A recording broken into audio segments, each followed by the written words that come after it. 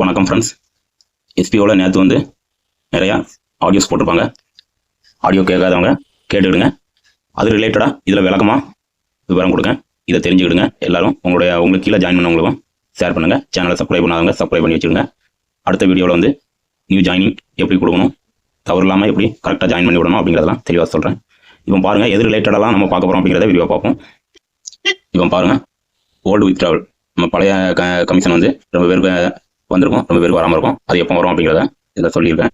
அதுக்கடுத்தாப்புல refund related, refund கொடுத்தவங்களுக்குலாம் எப்போ வரும் அப்படிங்கிறத விளக்கமாக சொல்ல போகிறேன். அடுத்தாப்புல ரீஃபண்ட் அமௌண்ட் வந்துருக்கும், ஆனால் வித்ட்ரா அமௌண்ட் வந்திருக்காது, அது எப்போ கிரெடிட் ஆகும் அப்படிங்கிறத சொல்ல பார்க்க போகிறோம். நியூ வித்ட்ராவல் அது எப்போ கொடுக்கணும், எப்போ வரும் அப்படிங்கிறத இதில் பார்க்க போகிறோம். அதே போல் கூப்பன் சேல்ஸ், நம்ம ஏற்கனவே கூப்பன் வந்து பர்ச்சேஸ் பண்ணியிருப்போம். நிறைய பேர் பண்ணியிருப்பாங்க, நிறைய பேர் பண்ணாமல் இருந்திருப்பீங்க. பண்ணவங்களுக்கு அந்த கமிஷனோட எக்ஸ்ட்ரா அமௌண்ட்டோட எப்போ வரும் அப்படிங்கிறத பார்க்க போகிறோம். அதுபோல் பைமோட் எஜுகஸ்ட்டில் பர்ச்சேஸ் பண்ணிவிட்டு அப்ரூவல் வராமல் வெயிட் பண்ணுறவங்க என்ன பண்ணணும் அப்படிங்கிறத பார்க்க போகிறோம். அதுக்கடுத்தாப்புல நியூ ஜாயினிங் அது ரிலேட்டடாகவும் இதில் பார்க்க போகிறோம். இப்போ ஃபஸ்ட்டு பாயிண்ட்டை பார்ப்போம். ஓல்டு வித்ட்ராவல் வந்து எப்போ கிடைக்கும் அப்படின்னோம்னா இந்த மாத இறுதிக்குள், அதாவது மே மாதம் 30-31 கண்டிப்பாக கிடைச்சிரும் அப்படின்னு சொல்லியிருக்காங்க. அதாவது ப்ரொமோஷன் டீம், சேல்ஸ் டீமு யாராக இருந்தாலும் எல்லாருக்குமே இந்த மாதம் இறுதிக்குள்ள கண்டிப்பாக வந்துடும்னு சொல்லியிருக்காங்க. அதே மாதிரி இதுக்கு முன்னாடி ஒரு டேட் கொடுத்தாங்க, அதில் போட முடியல, ஆனால் இந்த தடவை கண்டிப்பாக வந்துடும் அப்படின்னு சொல்லியிருக்காங்க. கிரெடிட் ஒரு வேளை ஆகலை அப்படின்னா நம்ம ஜூன் ஃபர்ஸ்ட் வீக்கில் இன்டிமேஷன் கொடுக்கலாம். அதாவது எஸ்பிஓ கேர் அந்த இதில் வந்து அது மூலமாக நம்ம மெயில் பண்ணலாம், அல்லது கமெண்டர்ஸ் அவங்க மூலமாக நம்ம வந்து மெசேஜ் கொடுக்கலாம். கண்டிப்பாக வந்துடும். இது நம்மளுக்கு எப்படி கிரெடிட் ஆயிருக்கு அப்படின்னு செக் பண்ணணும் அப்படின்னோம்னா நம்மளுடைய ஐடியா ஓப்பன் பண்ணோம்னா ஃப்ரண்ட் பேஜ்லேயே இவர் அமௌண்ட் கிரெடிட்டட் அப்படின்னு வந்திருக்கும். சரிங்களா? அதை செக் பண்ணிட்டு நீங்கள் பேங்க் ஸ்டேட்மெண்ட்டை செக் பண்ணி பார்த்துருங்க. ஒருவேளை ஃப்ரண்ட் பேஜில் அமௌண்ட் கிரெடிட்னு வந்து பேங்க்கில் வராமல் இருந்துச்சுன்னா ப்ரூஃபோட, அதாவது இந்த தேதியிலேருந்து இந்த தேதிக்குள்ள எனக்கு கிரெடிட் ஆகலை, ஆனால் அவன் இதில் வந்து ஷோ காட்டுது அப்படிங்கிறவங்க கமெண்டர்ஸ் மூலமாக அவங்களுக்கு கம்பெனிக்கு தெரியப்படுத்தலாம். அதனால் இந்த மாதம் இறுதிக்குள்ளே கண்டிப்பாக வந்துடும்னு சொல்லியிருக்காங்க. அதே போல் சேலரி வந்த எல்லாருமே ப்ரூஃப் ஆஃப் எஸ்பிஓ அந்த இதில் ஷேர் பண்ணணும்.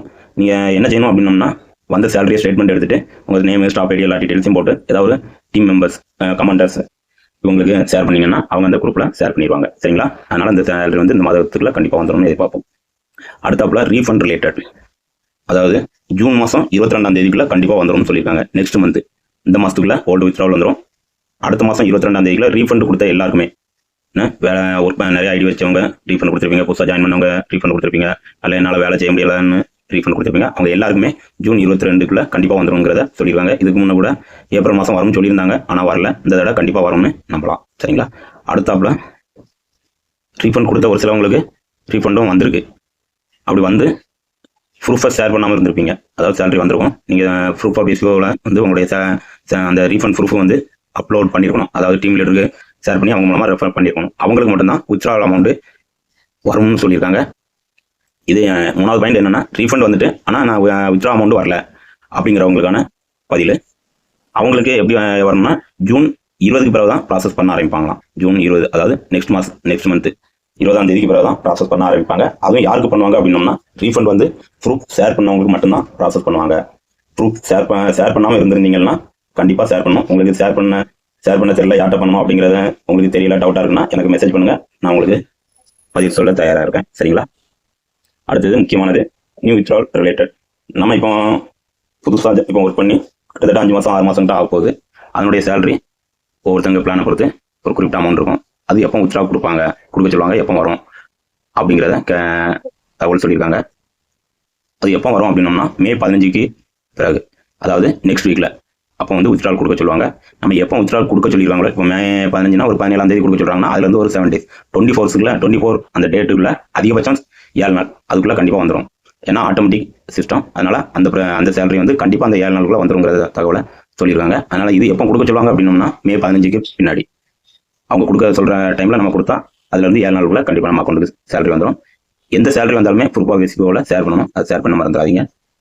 அதே போல் அந்த நியூ வித்ட்ராவல் சேலரிங்கிறது இந்த மாதம் வந்துட்டுனா ஒவ்வொரு மாதமும் நம்ம பிளானுக்கு தகுந்த என்ன ஸ்கேல் ஆஃப் அமௌண்ட் நிர்ணயிச்சிருக்காங்களோ அந்த அமௌண்ட் வரையுமே ஆட்டோமேட்டிக்காக நம்ம கொடுக்கலாம். கொடுத்ததுலேருந்து மேக்ஸிமம் 7 days அதுக்குள்ளே கண்டிப்பாக வந்துடும். ஏன்னா இது புது மெத்தடில் அவங்க வந்து கிரியேட் பண்ணி வச்சிருக்காங்க. இப்போ அடுத்த பாயிண்ட் பார்ப்போம். அதாவது நம்ம ஜனவரி, டிசம்பர் அந்த டைமில் பர்ச்சேஸ் பண்ணியிருப்போம். 10,000, 9,999, 12,999 அந்த அமௌண்ட்டில் பர்ச்சேஸ் பண்ணியிருப்போம். இதுக்கு முன்னாடி அந்த ஐடியா சேல்ஸ் பண்ணி அதன் மூலமாக தான் வாங்க முடியும் அப்படிங்கிற கான்செப்ட் இருந்துச்சு. இப்போ அதில் ஒரு சேஞ்சஸ் கொண்டு வந்திருக்காங்க. அதன் மூலமாக இப்போ நம்ம 3 ஐடி பர்ச்சேஸ் பண்ணியிருக்கோம்னா அந்த 3 ஐடி அமௌண்ட்டையும் டேரெக்டாக அவங்க நம்மளுக்கு நேரடியாக நம்மளுடைய அக்கௌண்ட்டுக்கே போட்டுருவாங்களாம். அதாவது எஸ்பிஓவுக்கு கொடுத்து எஸ்பிஓ மூலமாக நமக்கு வராது, பைமோட் மூலமாக நம்ம நேரடியாக பெற்று கொள்ளலாம் அப்படின்னு இருக்காங்க. ஆனால் இப்போ அந்த ஆப்ஸில் வந்து அப்டேட் போயிட்டு இருக்கு. அப்டேட் முடியும் தகவல் சொல்கிறேன் அப்படின்னு இருக்காங்க.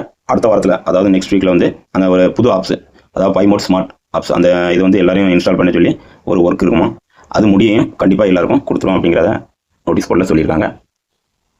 அதுலேயே active income, passive income, intro income, அப்ளைனர் சேஞ்சஸ், இந்த இப்படிப்பட்ட ஆப்ஸ், அந்த புது ஆப்ஸில் இப்படிப்பட்ட இதெல்லாம் கொண்டாடுறாங்க. ஏன்னா நம்ம கீழே இப்போ யாராவது ஜாயின் பண்ணியிருந்தாங்கன்னா அவங்க மூலமாக அவங்க ஏதாவது ஒன்று பர்ச்சேஸ் பண்ணும்போது அதில் ஒரு குறிப்பிட்ட கமிஷன் வந்து நமக்கு கிடைக்கிற மாதிரி. அதே போல் இன்ட்ரோ இன்கம் யாரையா நம்ம இப்போ அறிமுகப்படுத்தி விட்றோம்னா அதுக்கு ஒரு அமௌண்ட், எல்லாமே ஆட்டோமேட்டிக்காக நம்மளுடைய ஆப்ஸில் அப்டேட் ஆகிற மாதிரி அதை கொடுத்து எடுத்துக்கலாம். அதே போல் அப்ளைனர்ஸ், இப்போ நீங்கள் இருக்கீங்கன்னா உங்களை ஒருத்தர் ஜாயின் பண்ணி விட்டுருப்பாங்க, அவங்ககிட்ட நீங்கள் ஏதாவது ஒரு டவுட் கேட்பீங்க, அவங்க சரியாக பதில் சொல்ல மாட்டாங்க. அப்படி உள்ளவங்கள சேஞ்ச் பண்ணிக்கலாம். எனக்கு இந்த அப்ளைனர்ஸ் எனக்கு பிடிக்கல, எனக்கு வந்து இவர் எனக்கு நல்லா சப்போர்ட் பண்ணுறாரு, அப்போ அவருக்கு இல்லை என்னுடைய ஐடியா கொண்டு வாங்கன்னா அப்படி சேஞ்ச் பண்ணிக்கலாமா அப்படிங்கிற ஆப்ஸ் எல்லாம், அந்த ஆப்ஸில் வந்து அந்த அப்டேட்லாம் கொண்டு வந்துட்டு இருக்காங்க. அதனால் அடுத்த வாரத்தில் முடிஞ்சு அடுத்த வாரத்தில் கண்டிப்பாக அந்த கூப்பன் பர்ச்சேஸ் பண்ண எல்லாருமே தொகை வந்துடும் அப்படிங்கிறத சொல்லியிருக்காங்க. அடுத்தாப்புல பைமோட் எஜுகேஸ்ட், இதில் வந்து இப்போ ரீசெண்டாக பர்ச்சேஸ் பண்ணவங்களுக்கு பெண்டிங்னு ஒரு வேலை காட்டுச்சுன்னா வர்ற செவ்வாய்க்கிழமை, அதாவது அடுத்த செவ்வாய் அல்லது புதன்கிழமைகளில் கண்டிப்பாக எல்லாருக்கும் அப்ரூவல்னு மாறிடும் அப்படிங்கிறத சொல்லியிருக்காங்க. 7வது பாயிண்ட். அடுத்தாப்புல 8வது வந்து நியூ ஜாயினிங் எப்போ இருந்து ஆரம்பிக்கலாம் அப்படிங்கிறது இன்னையிலேருந்து, அதாவது இன்னைக்கு தேதி என்னது, இன்னைக்கு 9 நைட்டு ஆடியோ போட்டாங்க, நைட்லேருந்தே ஆரம்பிக்கலாம் அப்படிங்கிறத போட்டிருக்காங்க. இதுக்கு அடுத்த வீடியோவில் அந்த ஜாயினிங் எப்படி கொடுக்கணும், அதுக்கு என்னென்ன ப்ரொசீஜர், அவங்க எப்படி ஜாயின் பண்ண வைக்கணும் அப்படிங்கிற விரிவான வீடியோ வந்து இதுக்கு அடுத்த வீடியோவில் போடுறேன். இந்த சேனலை சப்ஸ்கிரைப் பண்ணி வச்சுக்கோங்க, லைக் பண்ணிவிடுங்க, நோட்டிஃபிகேஷன் பட்டனை ஆன் பண்ணி வச்சுக்கோங்க. அடுத்த வீடியோ வரையும் உங்களுக்கு தகவல் தெரியும். ரெஃபரல் இன்கம்ஷனாக வந்து நமக்கு வந்து 1000 ரூபாய் கிடைக்கும் அப்படிங்கிறத சொல்லியிருக்காங்க. ஒரு நபரை அவருக்கு நம்ம எக்ஸ்போனுடைய பிளான் எல்லாம் தெளிவாக தெரியப்படுத்தி அவங்கள ஜாயின் பண்ண வச்சு பர்ச்சேஸ் பண்ணிட்டாங்கன்னா நமக்கு 1000 ரூபாய் கிடைக்கும். அந்த 1000 ரூபாய் ஒரு நாளைக்கு 2 பேரை ஜாயின் பண்ணி விடுறோம்னா அவங்க எப்போ ஆக்டிவேட் பண்ணுறாங்களோ அந்த டைமில் நமக்கு 2000 ரூபாய் கிரெடிட் ஆகிடும். எப்போ கிரெடிட் ஆகுதோ, என்னைக்கு பே அவுட் கொடுக்குமோ அடுத்த 24 ஹவர்ஸுக்குள்ள அந்த அமௌண்ட் வந்து நம்மளுடைய பேங்க் அக்கௌண்ட்டுக்கு கிரெடிட் ஆகிடும் அப்படிங்கிறதையும் சொல்லியிருக்காங்க. எப்படி ரெஃபர் பண்ணணும், அதுக்கான வழிமுறைகள் அது ரிலேட்டடாக நான் அடுத்த வீடியோவில் உங்களுக்கு தகவல் சொல்கிறேன். சரிங்களா? வீடியோவை ஸ்கிப் பண்ணாமல் நல்லா கேளுங்க, உங்கள் ஃப்ரெண்ட்ஸுக்கும் அனுப்புங்க. தேங்க்யூ.